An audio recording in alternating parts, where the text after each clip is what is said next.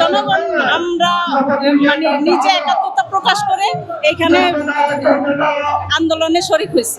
রীতিমতো আমার মনে হচ্ছে সরকারের কিছু অংশ এটা বিএনপিকে ভয় পাচ্ছে যে ইশরাককে যদি সেই গদি ওর নিজের অবস্থানে বহাল রাখে তাহলে হয়তো বা বিএনপি তাদের জন্য একটা হয়তোবা নেগেটিভ কোনো তাদেরকে ভয়ভীতিটা পাচ্ছে আমার যেটা মনে হচ্ছে। প্রসেসের আলোকেই তো পরবর্তী কোর্স অফ অ্যাকশনটা হবে তাকে শপথ বাক্য পাঠ করানোর। তো যেহেতু সেই দায়িত্বটাই আসিফের উপরে বর্তায়, যখন আসিফ সাহেব যখন এটাকে ডিলে করছে তখন আমরা ধরে নিচ্ছি, আমরা জাতীয়তাবাদী দল সারা বাংলাদেশের মানুষ ধরে নিচ্ছে এটা অবশ্যই তার মধ্যে কোনো ইল ইন্টেনশন আছে, ব্যাড ইন্টেনশন আছে।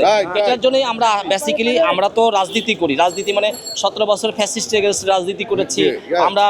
আমাদের রাজনৈতিক বয়স প্রায় 52 বছর, জাতীয়তাবাদী দলের রাজনীতির বয়স 52 বছর। এটা আমরা প্রতিটা মানুষের পাস তো বুঝতে পারি। হাজার হাজার লক্ষ লক্ষ নেতাকর্মী আমাদের এই গণতন্ত্রকে ইস্টাবলিশ করার জন্য সংগ্রাম করেছে, তারা আত্মহুতি দিয়েছে। তো এই জন্য আমরা বুঝতে পারি যে কারা প্লটার, কারা কনস্পাইরেটর। সো ওই দৃষ্টিকোণ থেকে আমরা মনে করেছি যে আসিফ এই মন্ত্রণালয়ের যেহেতু আছেন সেজন্য উনি এটার সাথে হয়তো মেইন মাস্টার মাইন্ড হতে পারে। এই জন্য আমরা বেসিক্যালি ওনার এগেনস্টে আমরা এই আন্দোলনটা চালিয়ে যাচ্ছি।